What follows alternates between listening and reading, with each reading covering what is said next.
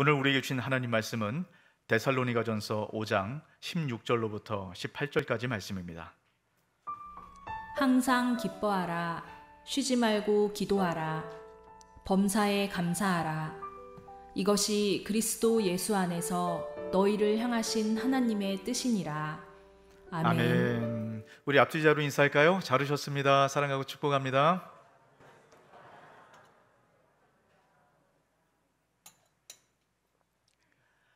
제가 며칠 전에 뉴스를 하나 보는데 뉴스 타이틀에 이런 게 하나 붙어 있었습니다. 직장인 금쪽이 180만 시대.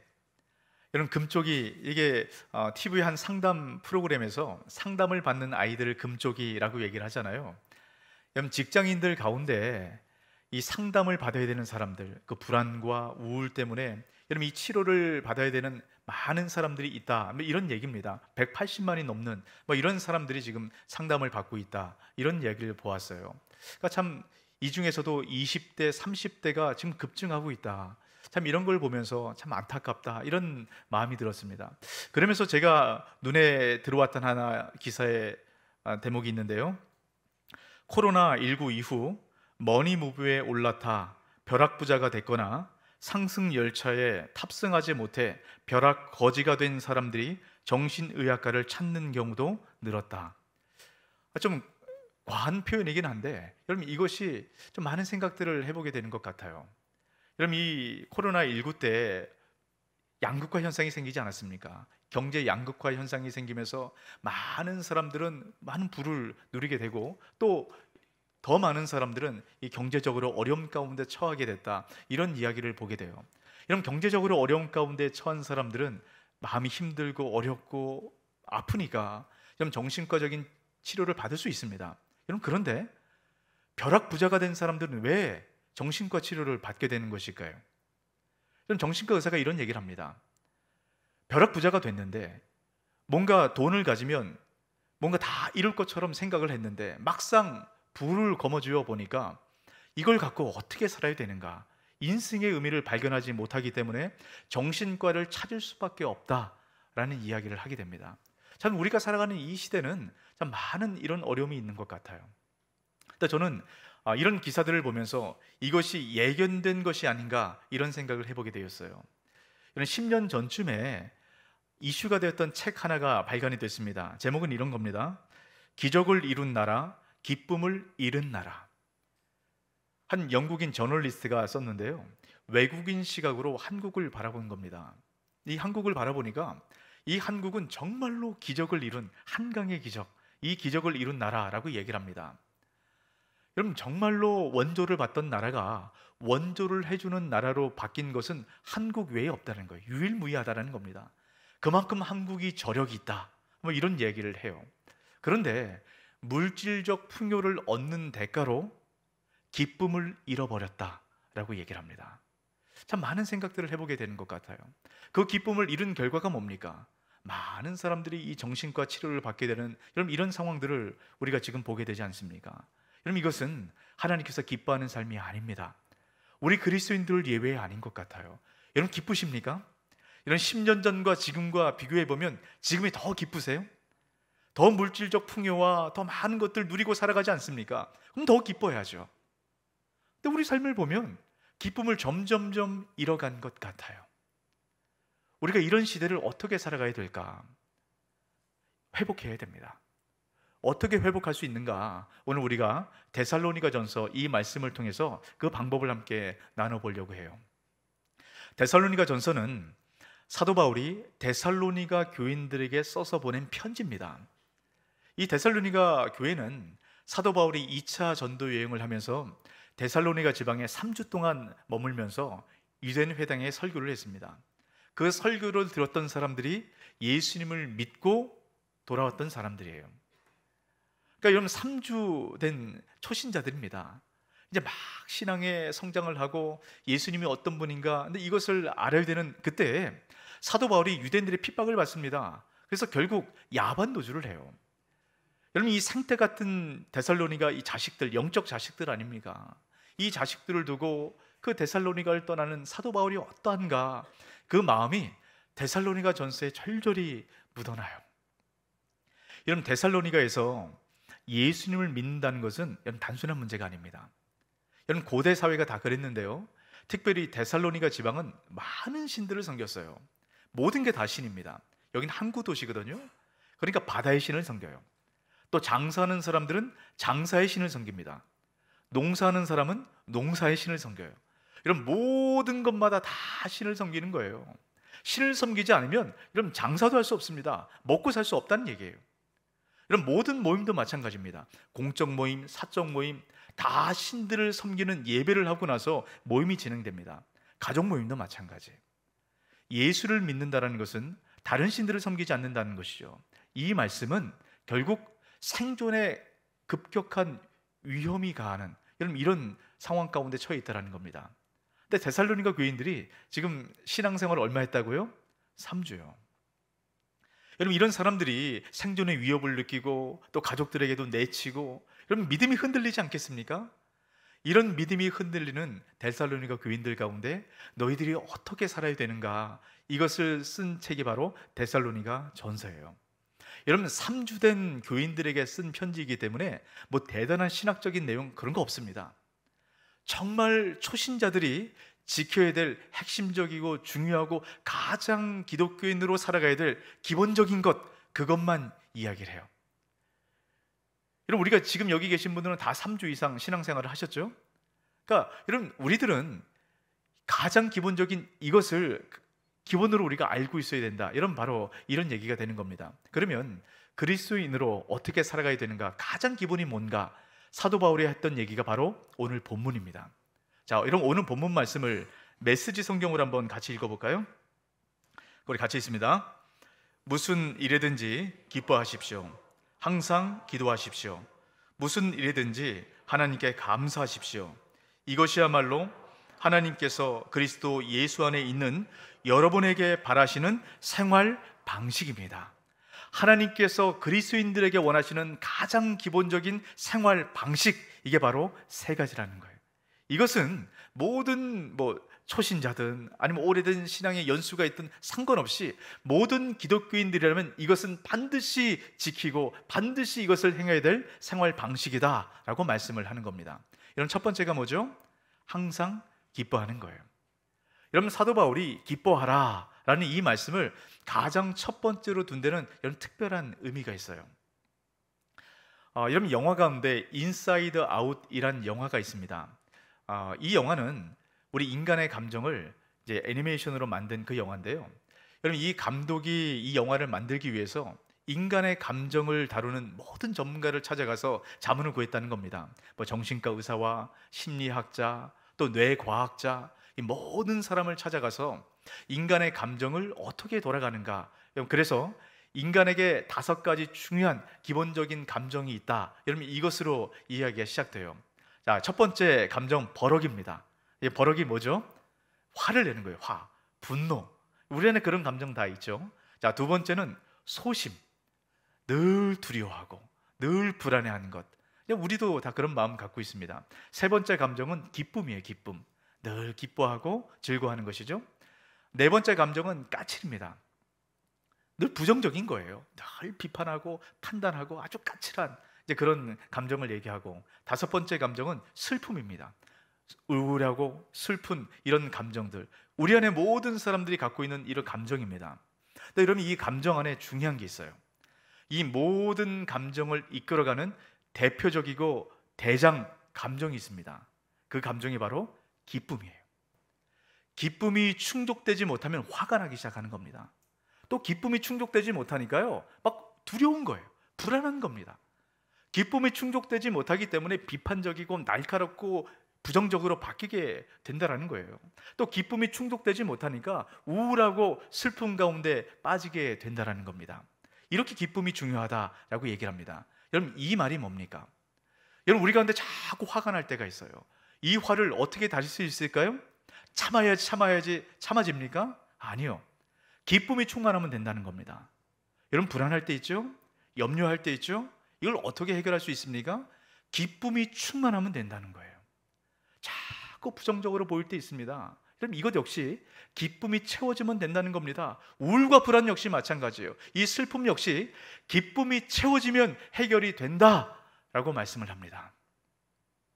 이런 우리가 살아가는 삶 가운데 만족스럽지 못한 일들 있죠. 여러분, 때로는 가진 것이 없어서, 때로는 상황이 힘들고 어렵고, 또는 질병의 문제들, 여러분 이런 것들 때문에 참 우리 삶이 힘들고 어려울 때 있지 않습니까? 여러분 이럴 때 이것이 채워진다고 우리 문제가 해결되지 않아요. 제가 서두에 말씀드린 것처럼 여러분 벼락부자가 돼도요 마음이 공허한 거예요. 기쁨이 채워질 때 우리 삶 가운데 만족한 삶을 살아갈 수 있다라고 말씀합니다. 그래서 사도 바울은 가장 첫 번째로 말씀하는 겁니다. 기뻐하라 라고 말씀하는 거예요. 여러분 모든 상황 가운데 기쁨이 충만한 저와 여러분 되시길 주 이름으로 축복합니다. 여러분 그런데 어때요? 기뻐하라 라고 말한다고 기뻐해집니까? 우리 옆에 분에게 이렇게 고백해 볼까요? 기뻐하십시오. 네, 어떠세요? 막 기쁨의 용솟음 치세요? 여러분 기쁘지 않은데 기뻐하십시오 이 말에 막 기쁨의 용솟음 치면 여러분 그분이 이상한 거예요. 여러분 괜히 막 기뻐하고 막 괜히 막 즐겁고 이러면 나중에 여러분 여기 꽃 꽂고 막 뛰어다닐 수 있어요. 조심해야 됩니다. 여러분 우리 삶이 기뻐하라 라고 말한다고 기뻐할 수 있는 게 아니잖아요. 근데 사도 바울은 뭐라고 얘기합니까? 항상 기뻐하래요. 여러분 기뻐하기 힘든 상황에 겨우 기뻐하는 것도 이것도 힘든데 항상 기뻐하라. 여러분 이게 말이 됩니까? 여러분 사도 바울은 항상 기뻐할 수 있기 때문에 이 명령을 지금 하고 있는 겁니다. 여러분 우리가 어떤 순간에 기쁨이 사라지죠? 여러분 기쁨의 반대말을 불안이라고 얘기를 합니다. 여러분 불안이라는 것은 말 그대로 우리 삶 가운데 안정이 없는 상태, 늘 왔다 갔다 하는 이런 상태를 얘기해요. 여러분 우리가 기쁨을 잃어버리는 중요한 이유는 뭐냐면 늘 변하고 왔다 갔다 하고 사라지는 것, 여기에 우리의 기쁨의 대상을 두기 때문입니다. 그러면 우리 기쁨이 사라지는 거예요. 자, 하박국 3장 17절 18절 말씀인데요, 우리 같이 한번 읽습니다. 비록 무화과 나무가 무성하지 못하며 포도나무에 열매가 없으며 감람나무에 소출이 없으며 밭에 먹을 것이 없으며 우리의 양이 없으며 외양간에 소가 없을지라도 나는 여호와로 말미암아 즐거워하며 나의 구원의 하나님으로 말미암아 기뻐하리로다. 지금 하박국 선지자가 어떤 상황 가운데 있습니까? 무화과나무, 포도나무, 감람나무 아무 열매도 없다라고 얘기합니다. 여러분 무화과나무 열매, 감람나무 열매, 포도나무 열매는요 이스라엘에서 가장 일반적인 열매예요. 우리로 따지면 이런 겁니다. 쌀, 보리쌀, 밀가루 뭐 이런 거 일반 주식입니다. 여러분 이것이 없다는 거예요. 여러분 먹을 것이 하나도 없어진 그런 상황이라는 겁니다. 외양간에 양과 소가 없대요. 이스라엘의 생업은 목축이거든요. 그럼 양과 소가 없다는 건 뭡니까? 일할 거리가 없어졌다는 겁니다. 먹을 것도 없고 일할 거리도 없고 여러분 모든 것이 사라진 절망의 상황입니다. 이때 지금 하박국 선지자가 뭐라고 고백합니까? 나는 즐거워합니다. 나는 기뻐합니다 라고 고백합니다. 여러분 이게요 억지로 기쁨을 짜내는 게 아니에요. 내가 힘들어 죽겠는데 하나님 나 기뻐할 겁니다.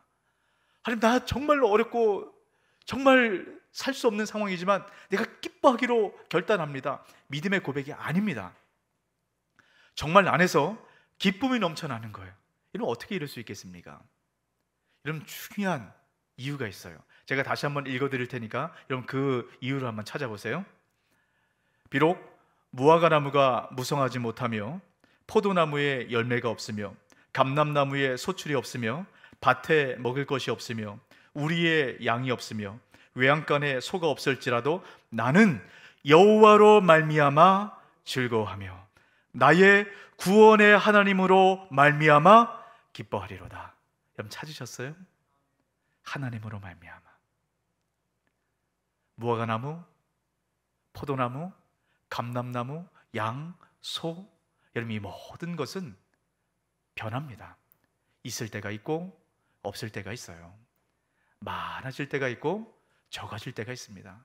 여러분 여기에 기쁨의 대상을 두면 우리는 늘 마음이 널뛰는 겁니다. 상황과 환경에 따라서 일이 일비할 수밖에 없는 거예요. 지금 하박국 선지자는 여러분 이런 상황 가운데 어떻게 기뻐할 수 있다라고 고백합니까? 하나님께 초점을 두기 때문입니다. 하나님께 초점을 두는 것, 어떤 상황 가운데도 변하지 않는 하나님께 초점을 둘 때 우리는 항상 기뻐할 수 있게 되는 것입니다. 여러분 마태복음 28장 20절 말씀입니다. 여러분 예수님께서 마지막 제자들에게 남기셨던 말씀입니다. 볼지어다 내가 세상 끝날까지 너희와 항상 함께 있으리라 하시니라. 언제요? 세상 끝날까지 항상.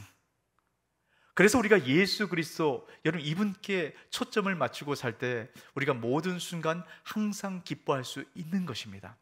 여러분 우리를 구원하신 그 예수 그리스도께 초점을 맞추고, 여러분 변하는 것, 바뀌는 것 여기에 초점 맞추지 마시고요. 여러분 돈, 권력, 명예 늘 변하는 것 아닙니까? 여기에 초점 맞추면 우리는 늘 불안하고 늘 우울한 이런 삶을 살아갈 수밖에 없습니다. 우리의 기쁨을 회복하기 위해서는 언제나 변하지 않는 그 예수 그리스도께 초점을 맞추고 그분으로 말미암아 기쁨으로 충만하게 채워지는 저와 여러분 되시길 주 이름으로 축복합니다. 아멘. 그럴 때 기쁨을 찾을 수 있는 거예요. 그러면 중요한 것이 있죠. 주님께 초점을 맞추면 됩니다. 그러면 어떻게 하면 주님께 초점을 맞출 수 있을까요? 이것이 사도 바울이 얘기했던 두 번째 성도의 생활 방식입니다. 기도하는 거예요. 기도하는 것은 주님께 초점을 맞추는 겁니다. 아주 유명한 시인이죠. 조지 허버트가 기도를 이렇게 표현을 합니다. 처음으로 돌아가게 하는 하나님의 숨결. 여러분 참 멋있지 않아요? 여러분 하나님을 믿든 하나님을 믿지 않든 우리 모든 인간은 하나님의 숨결로 창조가 되었어요. 그렇기 때문에 이런 모든 사람 안에는 하나님의 숨결이, 하나님의 숨이 쉬어져야 그 영적인 호흡을 하게 됩니다. 여러분 우리가 우리 몸이 호흡을 내야 사는 것처럼 우리 영혼은 하나님의 호흡으로, 하나님의 숨으로 호흡을 해야 됩니다. 그래야 사는 거예요. 이런 하나님의 호흡이 바로 기도라는 겁니다. 근데 우리가 살아가는 이 시대는 끊임없이 우리 호흡을 빼앗아 갑니다. 우리를 죽이려고 해요. 여러분 이것이 영적 공격 아니겠습니까? 혹시 이런 물숨이란 얘기를 들어본 적 있으세요? 여러분 이건 제주도 해녀들이 사용하는 용어인데요. 여러분 제주도 해녀들이 물질을 이렇게 하다 보면 여러분 물숨을 쉴 때가 있다는 겁니다. 여러분 물에서 마지막 숨을 쉬는 것, 이것을 물숨이라고 얘기를 해요. 여러분 물에서 마지막 숨을 훅 내쉬면 어떻게 됩니까? 물을 먹는 거예요, 그때부터. 그래서 물숨은 죽음의 숨입니다. 그래서 고참 해녀들이, 신입으로 해녀들이 들어올 때마다 늘 얘기하는 것이 물숨을 조심해라, 물숨을 쉬면 안 된다, 늘 이 얘기를 한다라는 거예요. 근데 해녀들이 물질을 하다 보면 물숨의 유혹을 받을 때가 있다는 겁니다. 이런 해녀들은 자기가 얼마나 호흡을 할 수 있는가 이걸 알잖아요. 그래서 물속에 들어가서 이 전복이나 이제 해산물을 이렇게 따다가 이제 숨이 차서 올라가야 되겠다, 난 여기까지밖에 안 되겠다, 이렇게 생각을 들면 물 위로 올라와서 호흡을 하게 됩니다. 근데 이제 해녀가 물질을 해서 이제 호흡이 거의 차서 물 위로 올라오려고 하는데 그때 아주 좋은 전복이 보인다는 거예요. 여러분 이때 물숨의 유혹이 생기는 거랍니다.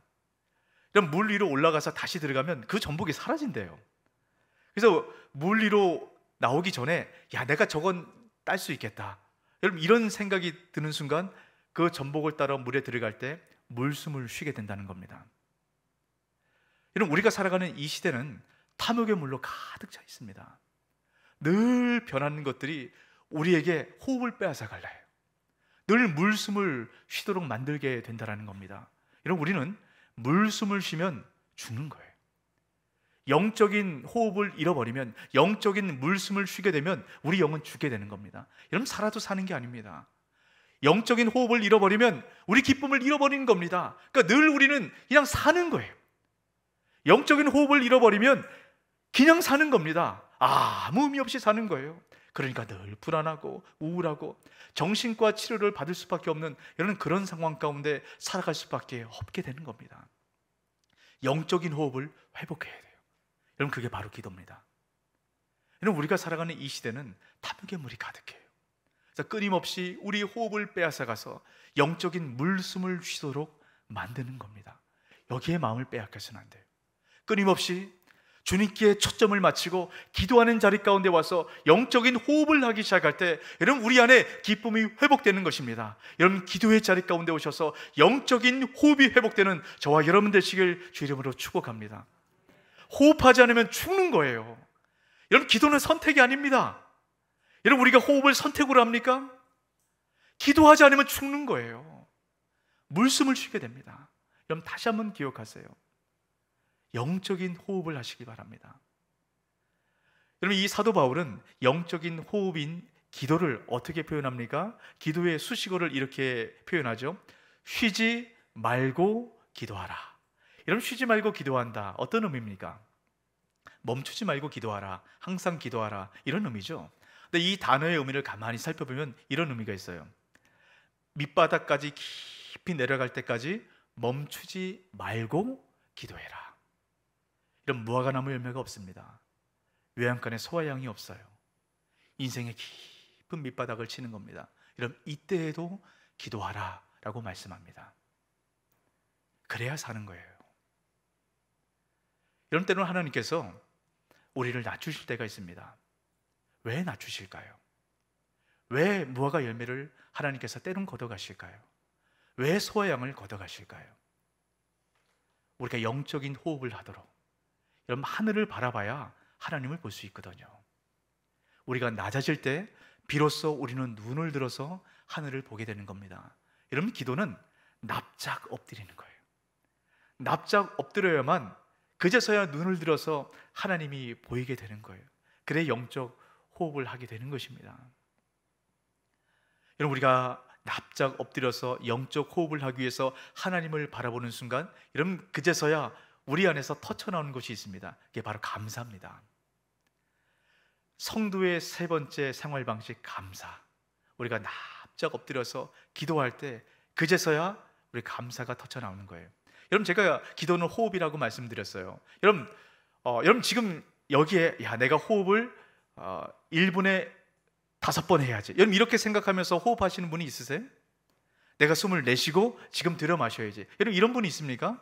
아무도 이런 호흡하는 것 여러분 생각 안 하고 합니다. 여러분 우리가 이 호흡하는 것이 너무 당연하고 너무 익숙하다 보니까 호흡하는 것 여러분 이게 감사를 몰라요. 그런데 이것을 잃어버렸을 때 우리는 감사를 고백하게 됩니다. 제가 얼마 전에 제 귀에서 뭐가 이렇게 좀 먹먹하더니 화음이 자꾸 들리는 거예요. 제가 찬양을 하는데 제 귀에서 아무도 없는데 찬양의 화음 소리가 자꾸 들리는 겁니다. 그래서 제가 이게 무슨 소리일까? 이 천상의 소리가 아닐까? 뭐 이런 생각도 하게 됐는데요. 제 귀에서 이 웅웅거리는 소리와 함께 제 목소리가 화음처럼 들리는 겁니다. 그래서 이게 왜 그럴까? 이 불편해가지고 제가 병원을 가봤어요. 그랬더니 돌발성 난청이라는 병명을 받았어요. 제가 지금 다 회복됐기 때문에 말씀드리는 겁니다. 야, 목사님 아프다 이런 얘기 어디 가서 하지 마세요. 자, 그럼 제가 이 돌발성 난청을 앓다 보니까 소리가 자꾸 울리는 거예요. 이 소리가 울리다 보니까 어떤 소리는 잘 들리는데 어떤 소리는 안 들리는 겁니다. 그러니까 어떤 소리는 아주 귀에 예민하게 들리는 거예요. 그러니까 머리가 너무 아픈 거예요. 제가 그러고 나서 깨달아 알게 된 게 뭔지 아세요? 야, 듣는 것이 이렇게 큰 은혜구나. 잃어보니까 여러분 듣는 것이 얼마나 큰 은혜인가 알게 되는 겁니다. 그럼 우리가 그래요. 왜 하나님 우리를 낮추실까요? 왜 바짝 엎드리라고 얘기할까요? 낮아질 때 모든 것이 하나님의 은혜인 것을 우리가 비로소 깨달아 알게 되는 겁니다. 여러분 다른 거 다 떠나서요, 하나님 우리 가운데 얼마나 은혜 주셨습니까? 근데 그 은혜 손으로 셀 수 없어요. 근데 다른 거 다 떠나서 여러분 구원받을 자격이 여러분 있다고 생각하세요? 여러분의 삶의 모습을 보고 여러분의 생각과 마음을 볼 때 여러분 구원받을 자격이 있다고 생각하십니까? 여러분 누가 자격이 있다고 생각하겠어요? 우리 안의 모습을 보면 어느 누구도 자격이 있다고 말할 수 없습니다.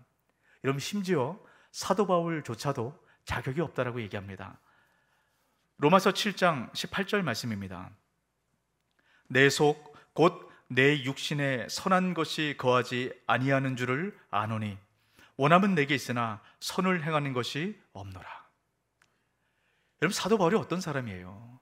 자기 인생을 다 내어바치고 돈, 명예, 모든 신분들 자기 인생 전체를 하나님께 내어 바친 사람 아닙니까? 근데 사도 바울이 뭐라고 얘기해요? 자기 모습을 보니까 선한 것이 하나도 없대요. 이 말은 내가 구원받을 자격이 없는 이 죄성의 몸이 느껴졌다라는 겁니다. 그러면서 사도 바울은 이렇게 고백을 하죠. 오라, 나는 곤고한 존재더라. 나는 너무 비참하다. 내 삶을 도대체 내가 어떻게 할 수 알 수가 없다. 이 사망의 몸에서 누가 나를 건져내라. 사도 바울은 탄식합니다. 죽을 것 같은 이 죄의 짐에 견딜 수 없는 이 고통을 고백해요. 여러분, 그러다가 사도 바울이 뭐라고 고백하는지 아십니까? 로마서 7장 25절입니다. 우리 주 예수 그리스도로 말미암아 하나님께 감사하리로다. 우리 같이 한번 읽어볼까요? 우리 주 예수 그리스도로 말미암아 하나님께 감사하리로다. 아멘. 이 고백이 터져 나오는 겁니다. 나 같은 죄인을 예수 그리스도가 구원해 주셨구나. 여러분, 사도 바울이 왜 인생을 그렇게 헌신했는지 알아요? 그 은혜가 너무 감사한 거예요. 나 같은 죄인 중에 괴수이고 이 곤고한 이 사망에 합당한 나를 주님께서 구원하신 은혜가 너무너무 감사해서 이런 그 인생을 드리게 된 겁니다. 저는 이 말씀을 묵상하면서 하나님의 은혜가 얼마나 큰 건가 다시 한번 묵상하게 됐어요. 나 같은 것을 하나님 구원해 주셨구나. 여러분, 이 감사가 터져 나오기 시작하니까요, 모든 것이 감사인 거예요. 여러분, 우리 교회 얼마나 좋습니까?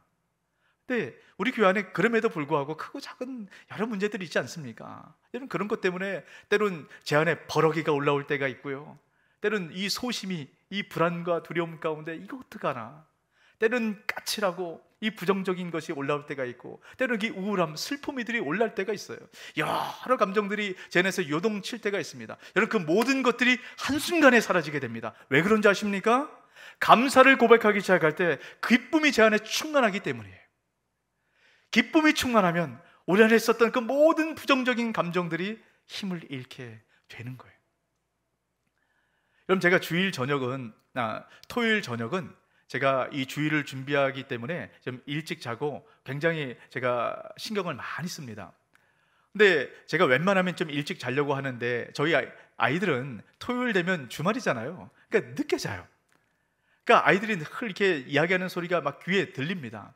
그래서 아이들 좀 조용히 하도록 그렇게 해요. 근데 어제는 이 말씀을 묵상하면서 주님께서 나를 구원하신 그 은혜들, 나 같은 것을 주님께서 사용하시는 이 은혜들, 여러분, 이 감사가 채워지니까요, 아이들이 떠드는 소리가 자장가처럼 들리는 거예요. 야, 아이들과 함께 아이들이 이렇게 기쁨 가운데 이야기를 할 수 있구나. 하나님께서 나에게 이렇게 화목한 가정을 주셨구나. 이게 너무너무 감사하게 되는 겁니다. 여러분, 우리 안에 상황과 환경에 따라서 우리가 기뻐하고 감사하는 게 아니에요. 주님께서 나를 구원하신 그 은혜, 여러분, 그 은혜를 내가 기억하고 돌아보기 시작할 때 여러분, 감사가 넘쳐나기 시작합니다. 여러분, 주님께서 우리를 구원하신 그 은혜, 여러분, 이것에 감격하고 감사가 넘치는 저와 여러분 되시길 주 이름으로 축복합니다. 근데 우리가 어떻습니까? 이걸 자꾸 잊어버리거든요. 날 구원하신 그 은혜를 잊어버려요. 그러니까 우리 안에 기쁨이 사라지고 감사가 사라지는 것 아니겠습니까? 여러분, 어떻게 해야 될까요? 여러분, 우리 뇌와 우리 마음은 늘 익숙한 것을 하도록 되어 있습니다. 여러분, 그렇게 길이 나 있어요. 여러분, 그러다 보니까 여러분, 우리 안에 감사를 고백해야 되고 기뻐해야 되고 이걸 알면서도 늘 부정적이고 불만이 가득한, 여러분, 이것이 우리 안에 익숙하다 보니까 우리도 모르는 사이에 여러분, 감사할 것에도 이 불만이 먼저 툭 튀어나와 버리는 겁니다. 내가 의도하지 않아요. 근데 나도 모르는 사이에 불만이 툭 이렇게 튀어나오는 거예요. 이걸 어떻게 하면 좋을까요? 이것을 기쁨의 사이클로 바꿔내야 돼요. 여러분, 오늘 사도 바울을 통해서 이 세 가지 그리스도인의 삶의 방식에 대해서 말씀합니다. 항상 기뻐하라, 쉬지 말고 기도하라, 범사에 감사하라. 여러분, 이것은 세 가지가 함께 연결이 되어 있습니다. 여러분, 우리가 기뻐하기 위해서는 어떻게 해야 된다고요? 주님께 초점을 맞춰야 됩니다. 그게 기도라고 말씀을 드렸죠. 우리가 기도하기 시작할 때, 낮아지기 시작할 때 우리 안에 감사가 넘치기 시작해. 우리 안에 감사가 넘치기 시작할 때 여러분 기쁨이 충만하게 채워지기 시작합니다. 계속 이렇게 선순환으로 돌아가게 되는 거예요. 근데 여러분 이 감사와 기쁨과 기도의 이 사이클이 녹이 슬어 있어요. 이 죄의 녹으로 말미암아 이게 잘 돌아가지 않습니다. 그래서 억지로 돌려야 돼요.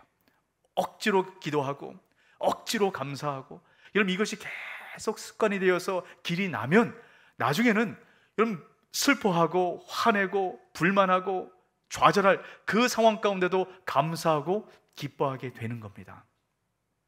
여러분 우리 주변에 보시면 매주 우리 가정 예배지를 넣어드리죠. 여러분 이걸 왜 넣어드리는 줄 아세요? 우리 안에 기쁨의 사이클이 돌아가도록 하기 위해서입니다. 여러분 여기 보면 매주 감사를 고백하도록 여러분 그렇게 이야기를 나누지 않습니까? 여러분 우리 안에는 감사의 사이클이 없어요. 억지로 힘을 내서 감사를 끄집어내서 감사를 고백해야 됩니다. 그렇게 감사를 고백할 때 우리 안에 감사의 사이클이 돌아가고 기쁨의 사이클이 돌아가게 되는 것이에요. 오늘 말씀을 기억하시기 바랍니다. 여러분 우리는 그 어떤 것에 감사할 수 없는 상황에 있다 할지라도 구원받은 그 감사, 이 감격, 이건 누구도 그 어떤 것도 비교할 수 없습니다. 나 같은 것을 구원하신 그 하나님의 은혜, 그 은혜를 다시 한번 돌아보시고 감사로 고백할 때 날마다 주님께서 주시는 그 기쁨으로 충만한 저와 여러분 되시길 주의 이름으로 축복합니다. 아멘. 오늘 말씀을 기억하시면서 우리 함께 기도했으면 좋겠습니다.